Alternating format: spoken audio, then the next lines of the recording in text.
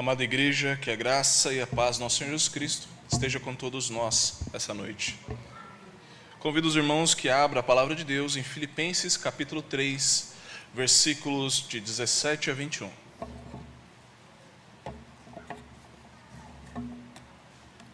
Filipenses capítulo 3, de 17 a 21.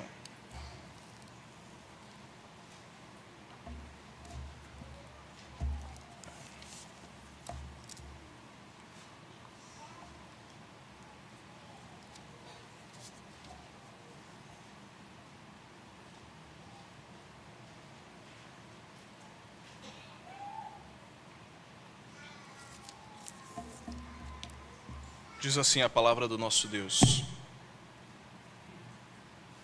Irmãos, sede imitadores meus, e observai os que andam segundo o modelo que tende em nós, pois muitos andam entre nós, dos quais repetidas vezes eu vos dizia, e agora digo até chorando, que são inimigos da cruz de Cristo.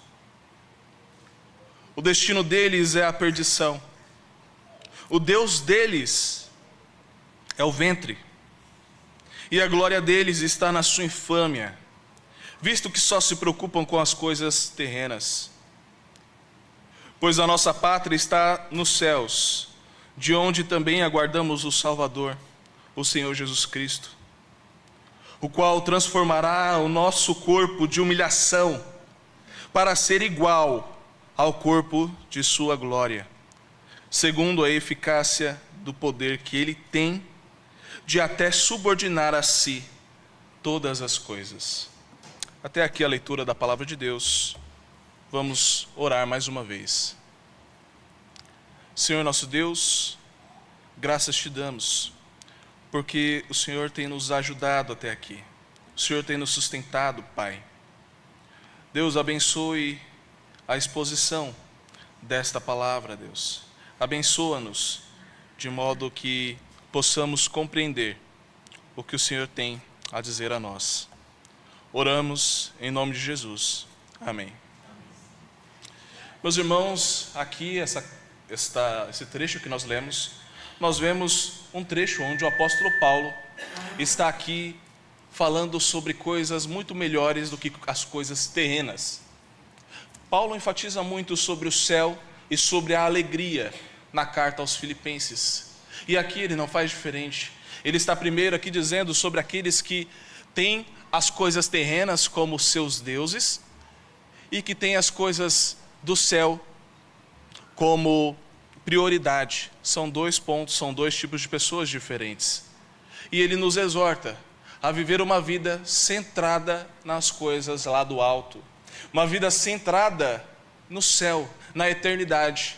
É isto que Paulo nos mostra. E para ilustrar esta verdade, eu quero trazer à memória a vida de Policarpo, um bispo de Esmirna. Ele viveu entre 69 e 155 depois de Cristo.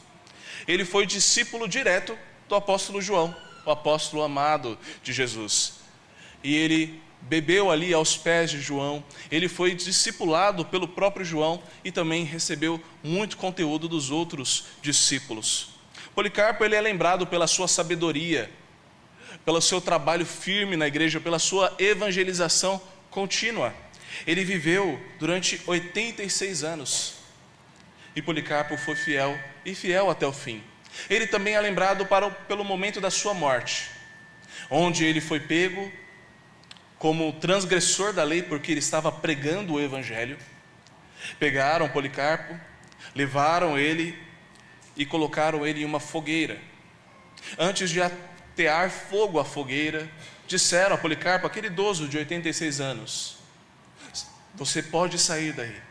Basta negar Jesus Cristo, basta adorar ao imperador, basta dizer que o imperador é supremo. Ele não o fez. Pelo contrário, ele disse, 86 anos tenho servido a Cristo e ele nunca me fez mal algum. Como eu posso blasfemar contra o rei que me salvou? Esta foi a resposta que ele deu para o procônsul romano. Mesmo diante das ameaças de ser queimado vivo, ele continuou firme, porque Policarpo aqui não estava olhando nas coisas terrenas. Ele não estava preocupado com a dor que ele iria sentir agora, mas ele estava preocupado com o grande prazer e alegria que ele teria após a morte, porque ele tinha certeza que se encontraria com Cristo. Isso nunca foi uma dúvida para Policarpo. E o que aconteceu foi que atearam fogo naquela fogueira, e a tradição diz que o fogo contornava Policarpo, mas ele não foi consumido pelo fogo, assim como aqueles homens em Daniel. Então eles transpassaram uma espada em Policarpo, e ele morreu dando glória a Deus e glorificando o nome dele. Ele tinha olhos no eterno, ele tinha olhos em outro lugar. Não estava aqui na terra, não estava nas coisas daqui na terra, não estava nos sofrimentos aqui na terra, mas estava no céu e na glória vindoura, e ele cria nisso. Por isso, o tema da mensagem de hoje, meus irmãos, é viva como cidadão do céu. Viva como cidadão do céu. Em primeiro lugar, seguindo o modelo dos imitadores de Cristo. Viva como cidadão do céu, seguindo o modelo dos imitadores de Cristo. Paulo começa a sua carta aqui dizendo, começa esse trecho dizendo, irmãos. E aqui, esse pronome, irmãos, ele está dizendo com muito afeto. É uma carta para alguém querido. Ele não está dizendo isso à toa. Paulo não chamava de irmãos aquele que ele não considerava irmãos. E quando ele ia exortar, ele falava outras coisas. Mas aqui, este vocativo, de fato, ele está querendo dizer, meus amados, meus irmãos. E nós vemos isso na carta de Filipenses toda. Paulo amava a igreja de Filipenses e os filipenses amavam a Paulo. E Filipenses era uma colônia romana, portanto, aqueles que moravam lá eram romanos, de fato. E ele diz para essas pessoas, sede meus imitadores. Este verbo aqui é como se ele dissesse, venham imitar a Cristo assim como eu imito. Venham junto comigo ser imitadores de Cristo. Não é que Paulo agora está soberbo dizendo, você precisa me imitar, porque eu sou o melhor modelo que tem de cristão. Você precisa me imitar porque eu sou a melhor proposta que tem. Não é isso. O que ele está dizendo aqui é para as pessoas imitá-lo da mesma forma como ele imita a Cristo. É como se ele estivesse em uma corrida. Não é que ele já chegou ao alvo, não é que ele já chegou na largada, no ponto final da corrida. É que ele está falando, venha junto comigo correr. Venha, me acompanhe na corrida, eu sei para onde eu estou indo. Estou indo em direção a Cristo, eu prossigo para o alvo, venha junto comigo. Ele não diz para segui-lo porque ele era sem pecado, porque ele estaria mentindo. A Bíblia diz que todos nós temos pecados. Portanto, ele não diz para segui-lo porque ele é perfeito. Ele faz coisas imperfeitas, mas nós devemos segui-lo no modelo de seguir a Cristo. Antes de indicar uma pessoa como exemplo ou modelo, antes dele dizer que eu sou o modelo a ser seguido, ele diz, Cristo é o modelo supremo.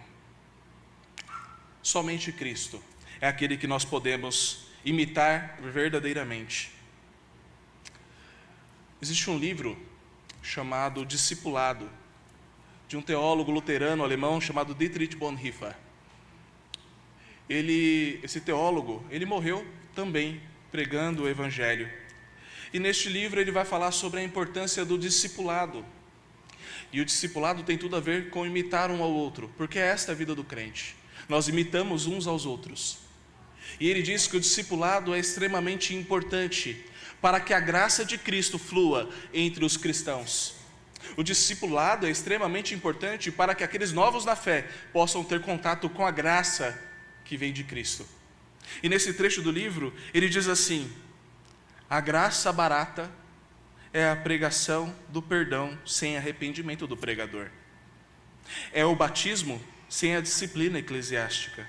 É a comunhão sem a confissão de pecados. É a absolvição sem confissão pessoal. A graça barata é a graça sem discipulado. É a graça sem cruz. É a graça sem Jesus Cristo, vivo e encarnado. O discipulado faz parte da vida do cristão, você querendo ou não. Constantemente você está sendo imitado por alguém ou você está imitando alguém. Quando você vem à igreja, as pessoas estão observando o que você está fazendo. Quando você negocia com alguém, as pessoas estão observando como você negocia. Quando você se intitula cristão, a partir deste momento, as pessoas começam a olhar para você com um rótulo e também como um exemplo a ser seguido ou como um exemplo a não ser seguido. A vida cristã é como uma corrida de revezamento, em que passamos o bastão para a próxima geração de discípulos e mestres. Como você tem feito essa troca, passando o bastão para outra pessoa, para a próxima geração? Você tem preparado a próxima geração de adoradores, de discípulos, de mestres? Este é o nosso papel. Mas veja o que ele diz a seguir, ele diz: observai os que andam segundo o modelo que tende em nós. E essa expressão observai, é uma palavra forte, nós devemos destacá-la. De fato, essa palavra aqui é um imperativo junto com o outro: sede imitadores. E são os únicos imperativos desse texto. E a ênfase aqui é disciplina e obediência. Você precisa imitar e você precisa observar aqueles que imitam a Cristo. Constantemente, estes devem ser aqueles que nós seguimos. Josué fez isso. Quando ele estava indo para a batalha, ele tomou uma decisão. Ele disse: eu e minha casa serviremos ao Senhor.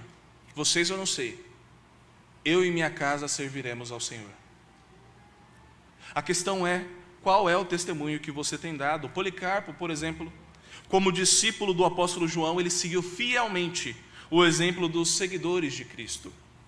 Mesmo quando ele enfrentou a morte, ele imitou aqueles que haviam morrido por Cristo.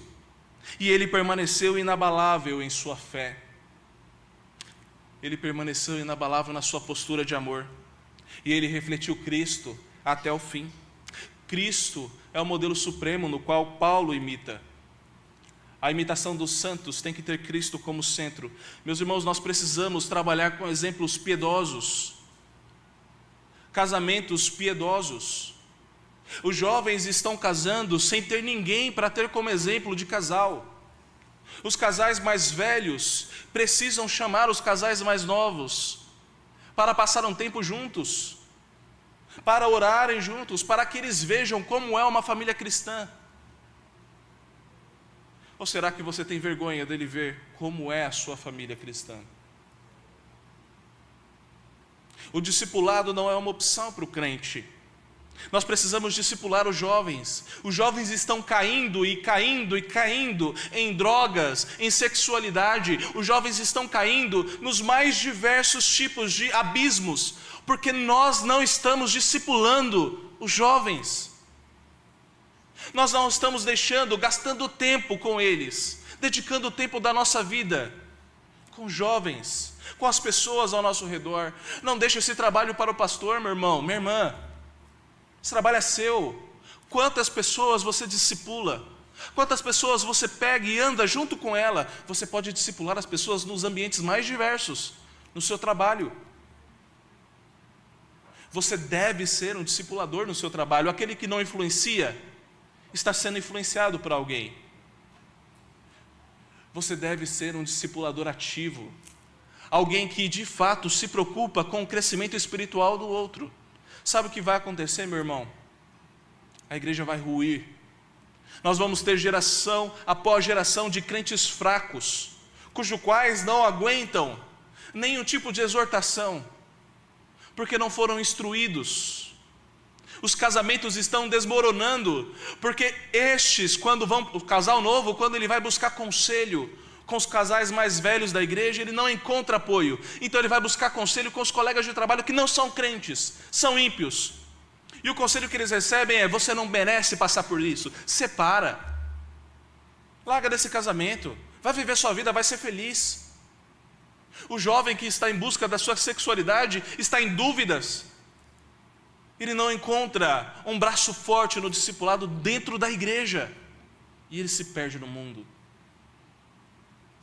Os pais não estão discipulando os filhos, porque os pais não estão considerando os filhos como crentes em Cristo Jesus. Quantos pais olham para os filhos e veem apenas alguém que está subordinado a eles, mas não veem o irmão em Cristo, que precisam de discipulado, que precisam de instrução, que precisa de crescimento espiritual, que precisa de orar junto.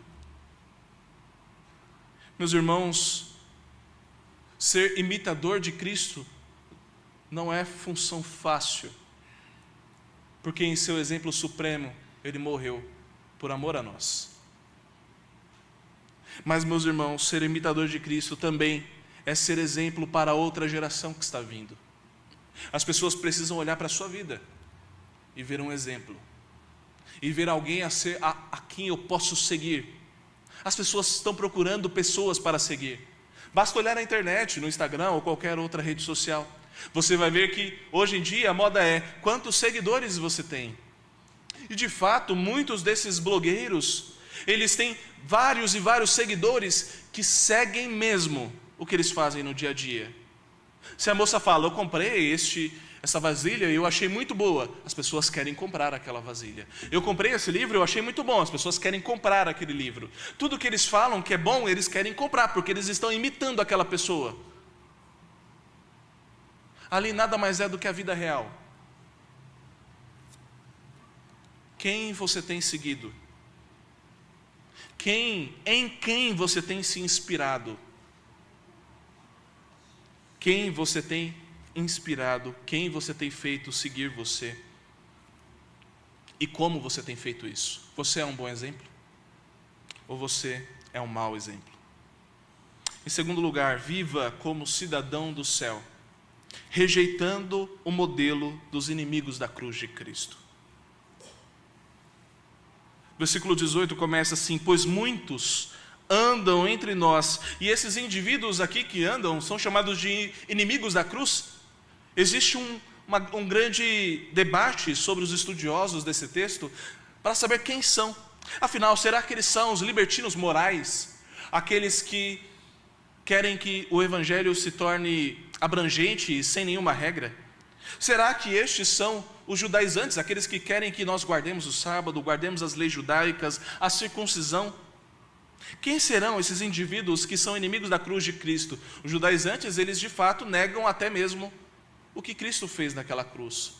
Porque uma vez que você precisa continuar com os sacrifícios, você está dizendo que o sacrifício de Cristo não foi suficiente. Outra interpretação é que estes são aqueles cristãos apóstatas, aqueles que conheceram o Evangelho e que depois negaram o Evangelho e fugiram do Evangelho. Fato é que estes fizeram da cruz um show, um espetáculo. Quanto mais eles falavam do sofrimento de Cristo e as pessoas se assustavam, mais eles ficavam felizes.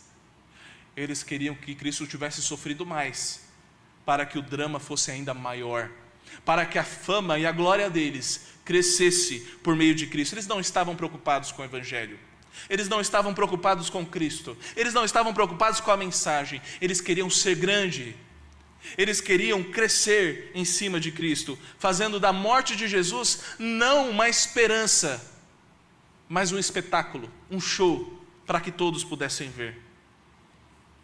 Eu vi pela essa manhã, em um site de notícias, uma nota da família do apresentador de televisão que faleceu ontem, o Sr. Silvio Santos.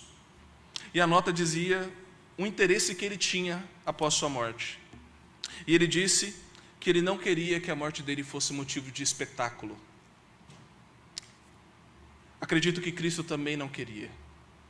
Acredito que o espetáculo da cruz de Cristo que muitos fazem por aí é pecaminoso. A cruz de Cristo não é espetáculo. A cruz de Cristo é esperança, é salvação. É isso que nós precisamos, meus irmãos, ter em mente. Essas pessoas estavam preocupadas com lucros terrenos, falando da cruz de Cristo de maneira banal. E aí, o apóstolo continua, dos quais repetidas vezes eu vos dizia. Paulo menciona aqui como se ele já tivesse falado isso, talvez em outras epístolas, ou talvez pessoalmente. Eu já falei sobre isso, repetidas vezes. E aqui ele diz, e agora vos digo, até chorando, que são inimigos da cruz de Cristo. Paulo aqui está com o coração rasgado. Este verbo chorando aqui é muito intenso. Não é apenas chorando de cair uma lágrima ou outra, é prantos. Ele estava em prantos, ele estava profundamente triste. É o mesmo verbo que se dá para luto. Estou chorando profundamente em luto por aqueles que andavam conosco e agora são chamados de inimigos da cruz de Cristo. Imagina, meu irmão, você olhar para o lado, para aquele seu irmão que te acompanhou na jornada cristã, para aquele seu irmão que estava na igreja aqui há muitos anos, e talvez você tenha alguns exemplos como este na sua cabeça, e que agora não andam mais conosco, e que agora não caminham mais ao nosso lado, e que agora podem ser chamados de inimigos da cruz de Cristo. Paulo trata isso com uma tremenda dor no coração. Paulo trata isso como algo extremamente doloroso, e ele diz: observem, até chorando. A cruz de Cristo é um dos elementos mais importantes no culto. É um dos elementos mais importantes da fé cristã, porque sem a cruz de Cristo não existiria salvação para nós. É verdade, alguns eram perseguidores por causa da cruz de Cristo. Muitos cristãos foram perseguidos e mortos pela cruz de Cristo. Policarpo foi um desses. Outros diziam que a cruz era escândalo ou loucura. E ainda é verdade que maldito se fez aquele que foi pendurado no madeiro. Em Deuteronômio 21, 23 diz isso. Mas para Paulo, essa era a única razão da sua esperança. O motivo da cruz era o único motivo da sua esperança. A mensagem da cruz, segundo 1 Coríntios capítulo 1, versículo 18, ele diz: certamente a palavra da cruz é loucura para os que se perdem, mas para nós, que somos salvos, é poder de Deus.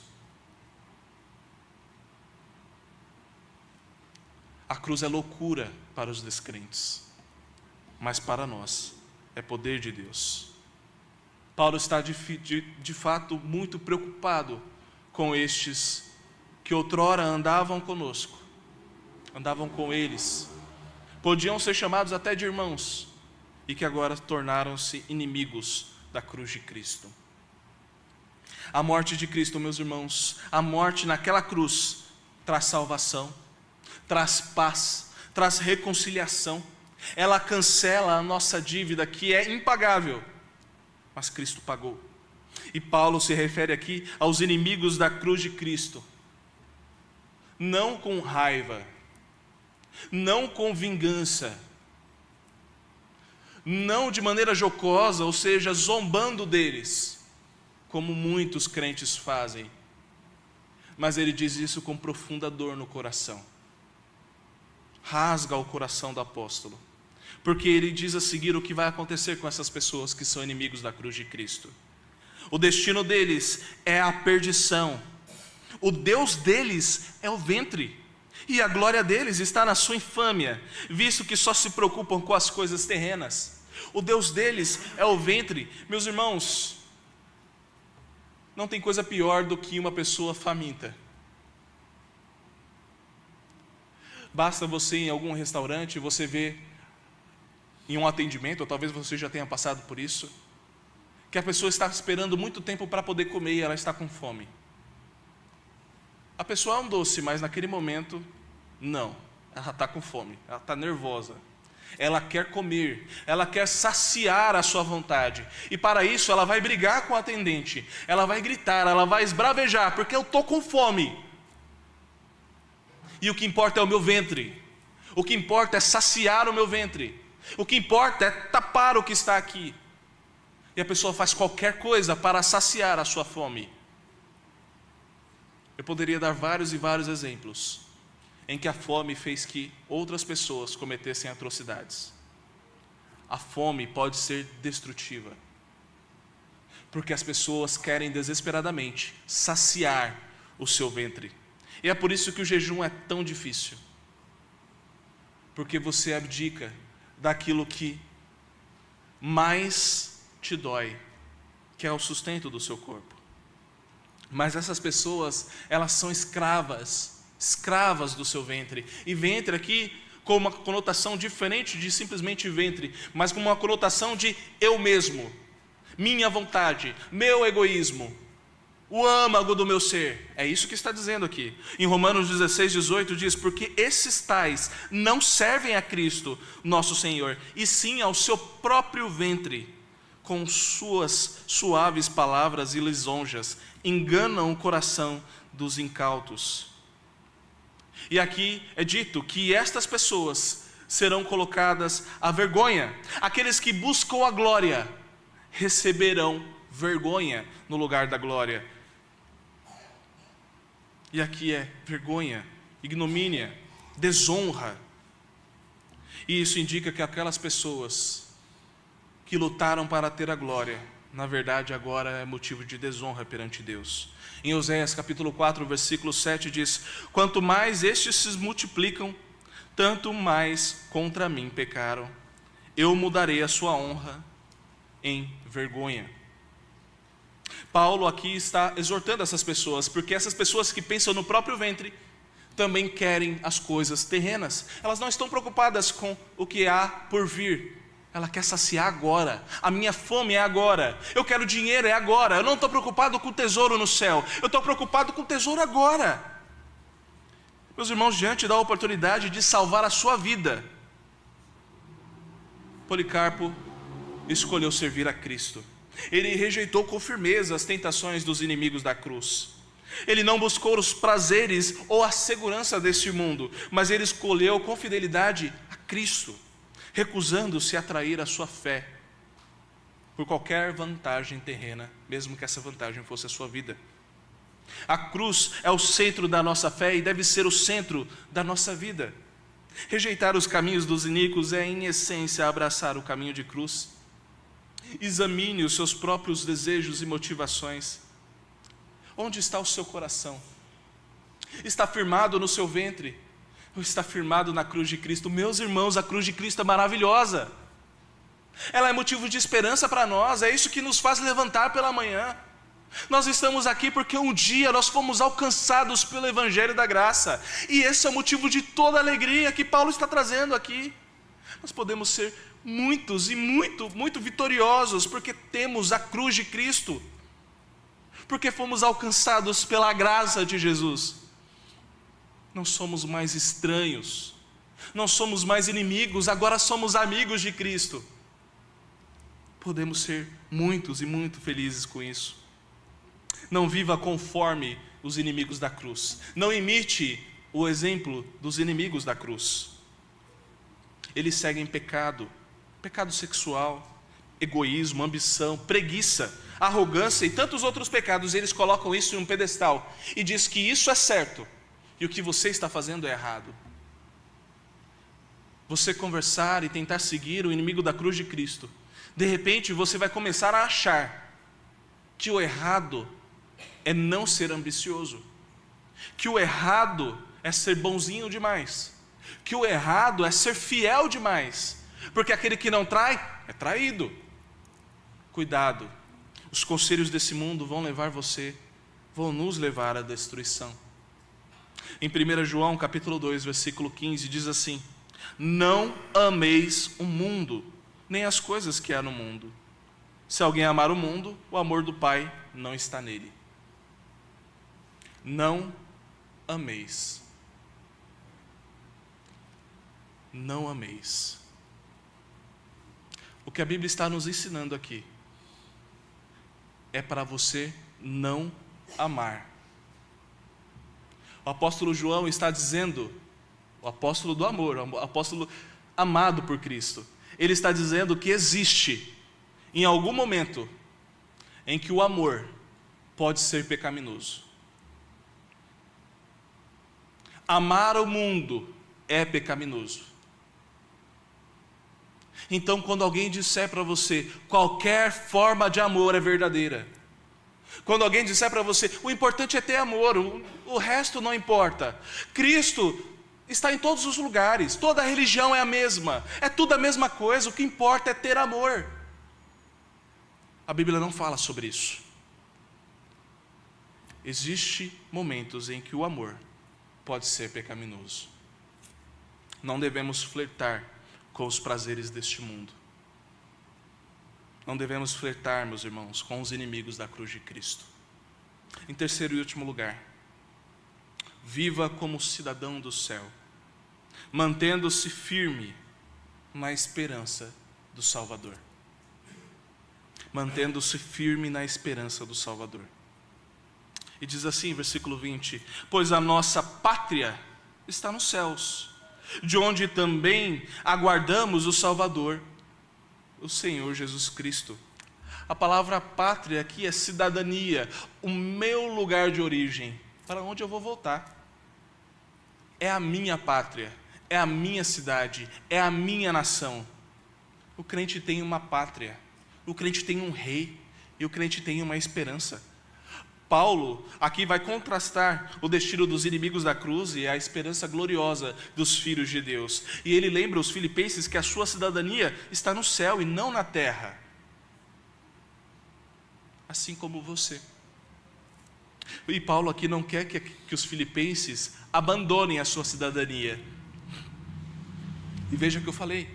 Eu disse que os filipenses eram uma colônia romana, portanto eles tinham cidadania romana. E eles se orgulhavam muito disso. Nós somos romanos, cidadãos romanos. E o que Paulo está dizendo, muito bom, mas melhor do que isso, é ser cidadão do céu. Ele conclui que Paulo, ao invés de criticar as autoridades imperiais, ele utiliza o contexto social dos filipenses para orientá-los na verdadeira cidadania, na verdadeira identidade alcançável em Cristo. Paulo está menos preocupado com uma resistência ao império, mas ele está mais preocupado em mostrar para eles a identidade cristã deles. É como um brasileiro que vai para os Estados Unidos e vai morar lá. E ele está lá, mora lá, trabalha lá, casa lá, vive lá, tem a sua vida. Mas ele sempre vai ser brasileiro. Sempre ele vai lembrar da feijoada. Sempre ele vai passar perto de uma padaria e procurar o frango assado. Este crente, este brasileiro, lá nos Estados Unidos, ele sempre vai sentir a saudade da comida da sua mãe. Não tem jeito. Vai sentir saudade do trânsito de São Paulo. Isso não tem como. Ele de fato vai sentir saudade das coisas aqui do Brasil. Porque ele é brasileiro. Esta é a pátria dele. Esta é a cidadania dele. Meus irmãos, o que Paulo diz é: a cidadania do crente é celestial. A nossa cidadania não é aqui na terra. A nossa identidade, o nosso RG está escrito crente do céu, cidadão celestial. Isso é um privilégio. E Paulo nos exorta a reconhecer a nossa verdadeira identidade. Em Colossenses 3, versículos de 1 a 2, diz assim: portanto, se fostes ressuscitados juntamente com Cristo, buscai as coisas lá do alto, onde Cristo vive, assentado à direita de Deus. Pensai nas coisas lá do alto, não das que são aqui da terra. Em Hebreus 13, 14 diz: na verdade não temos aqui cidadania permanente, mas buscamos a que há de vir. Em Efésios 2,19 diz: assim já não sois estrangeiros e peregrinos, mas concidadãos do céu, e sois da família de Deus. Nós fazemos parte de uma grande família celestial, meus irmãos. É por isso que nós nos chamamos irmãos, porque o nosso Pai é só um. Nós verdadeiramente somos irmãos e viveremos a eternidade juntos. Não existe motivo melhor de felicidade do que saber que a nossa grande família estará junta no céu. C.S. Lewis diz: se você ler a história, descobrirá que os cristãos que mais fizeram pelo mundo atual foram apenas aqueles que pensaram na maior parte no próximo mundo. Quanto mais você pensa no céu, mais você trabalha aqui para que outras pessoas pensem no céu. Quanto mais você anseia pelo céu, mais você quer viver aqui como um cidadão celestial. Você agora quer pregar o evangelho para toda criatura, porque você quer que todo mundo conheça o privilégio que é ser cristão. Ele traz aqui também: o qual transformará o corpo de humilhação para ser igual ao corpo de sua glória. Ele vai transformar o nosso corpo de miséria em um corpo glorificado, um corpo semelhante ao corpo de Cristo glorificado. O nosso corpo de humilhação é esse, meu irmão. É um corpo de humilhação. Passa por febre, passa por tantas coisas, tantas doenças, quantas enfermidades, quantas dores. O nosso corpo é frágil. Não sei se você já percebeu isso. Talvez você que é mais jovem ainda acha que o seu corpo é indestrutível. Meu filho Estevão com certeza acha. Mas você que já começou a alcançar uma certa igreja, uma certa idade, você percebeu que o seu corpo não é tão indestrutível assim. Que a doença agora te coloca na cama e por vezes te coloca de joelhos. Você percebe que o seu corpo agora, esse corpo corruptível, esse corpo humilhado, não é o ideal. Mas o que Cristo nos promete aqui é um corpo glorificado, um corpo conforme a glória de Cristo, um corpo perfeito. E ele continua, segundo a eficácia do poder que ele tem de até subordinar a si todas as coisas. E aqui essa frase sublima o poder absoluto de Cristo, que não apenas é capaz de transformar o nosso corpo de humilhação para um corpo de glória, mas ele tem o mundo sobre os seus pés. Este é o poder do nosso Deus. E aponta aqui para o fim dos tempos, quando Cristo exercerá plenamente o seu poder. A subordinação de todas as coisas se alinham com a visão de Paulo sobre a consumação da história. Cristo reina e sempre reinará, e os seus inimigos estão sob os seus pés. Mesmo quando as chamas cercavam Policarpo, ele manteve os seus olhos fixos na esperança da ressurreição. Ele acreditava fielmente em Cristo e as suas promessas. E a esperança lhe deu força para experimentar e enfrentar a morte com paz e confiança. Dietrich Bonhoeffer também foi morto pelos nazistas porque ele não quis conspirar contra os seus. Ele enfrentou a morte com paz e confiança. Estevão também enfrentou a morte com paz e confiança quando ele olhou para os céus e viu os céus abertos e foi apedrejado até a morte. Nós podemos também viver com paz e confiança em Cristo Jesus. Você pode fazer isso. Você deve fazer isso. Este é o papel nosso cristão. O nosso papel unicamente é confiar em Cristo e viver e gozar em Cristo, nos regozijarmos na beleza de Cristo. A morte não tem poder sobre nós, porque Cristo morreu naquela cruz. Em Isaías 25:8 diz: tragará a morte para sempre, e assim enxugará o Senhor as lágrimas de todos os rostos. Em Apocalipse 21:3 e 4 diz: então ouvi grande voz vinda do trono, dizendo: eis o tabernáculo de Deus com os homens, Deus habitará com eles, eles serão povo de Deus, Deus mesmo estará com eles, e lhes enxugará dos olhos toda lágrima, e a morte já não existirá, já não haverá luto, nem pranto, nem dor, porque as primeiras coisas passaram. Meus irmãos, o crente deve viver com a esperança e a motivação de que o nosso rei vai voltar. Isso não é um mito, isso não é uma historinha que você conta para o seu filho dormir, esta é a verdade. O crente precisa ter um pensamento escatológico, ou seja, um pensamento que sempre no além, sempre no depois. Por vezes o cristão está sempre preocupado com o sacrifício que Cristo fez naquela cruz, e este é verdadeiro e nos deu perdão dos nossos pecados. Mas Ele nos deu perdão pelos nossos pecados para que nós pudéssemos adentrar o reino dos céus, novo céu e nova terra. Não ameis o mundo, não ameis as coisas terrenas, ame a Cristo, ame a sua beleza. Há muita beleza no Evangelho. Reforce a sua esperança em Cristo, meu irmão. As coisas às vezes podem estar difíceis, eu não sei o que cada um aqui passa. As coisas às vezes podem estar complicadas. A vida às vezes pode estar de fato pesado, o fardo pode estar pesado. Por vezes está. Onde está a sua esperança? Firme-se, não nas coisas aqui na terra, porque essas vão decepcionar você. Você pode perder tudo: família, bens, emprego. Mas a Cristo você nunca vai perder. Mantenha os olhos fixos em Jesus. E essa esperança, meus irmãos, preserve você na sua fé. Faça com que você viva como cidadão do céu.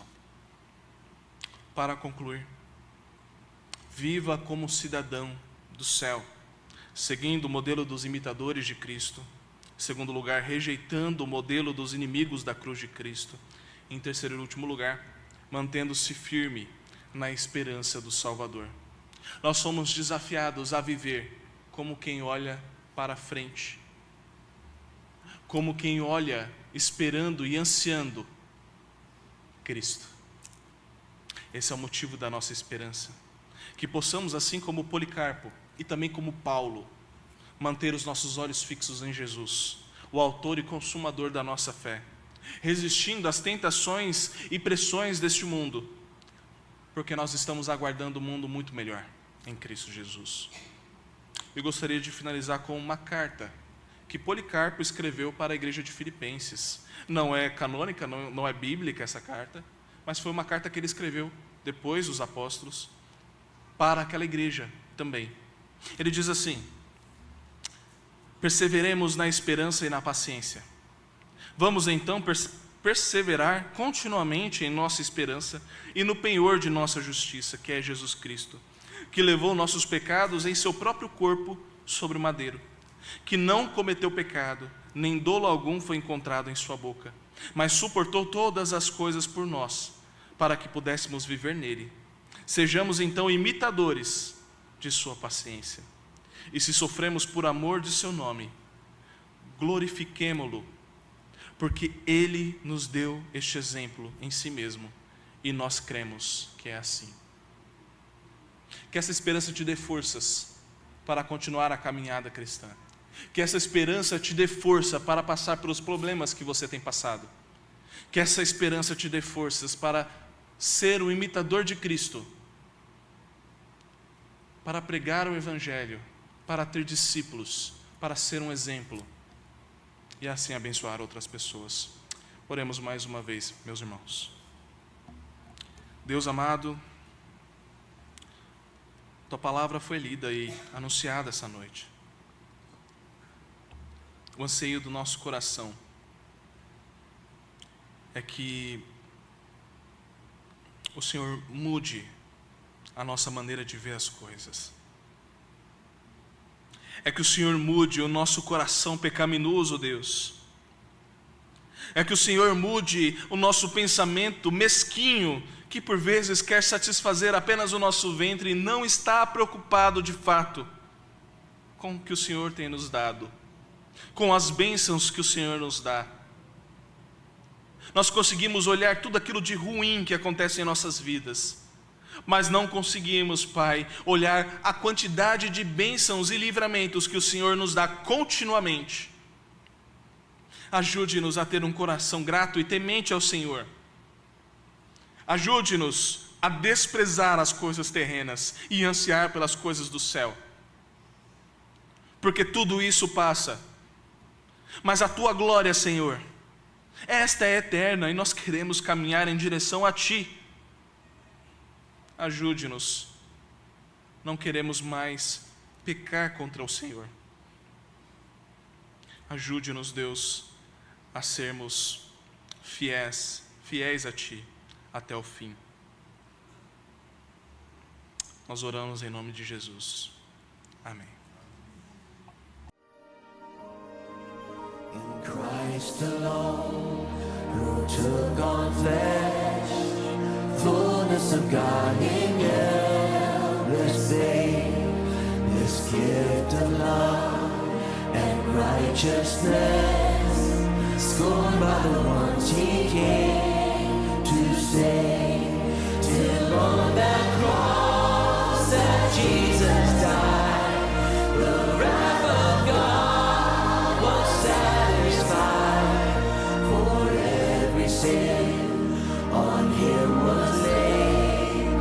here in the death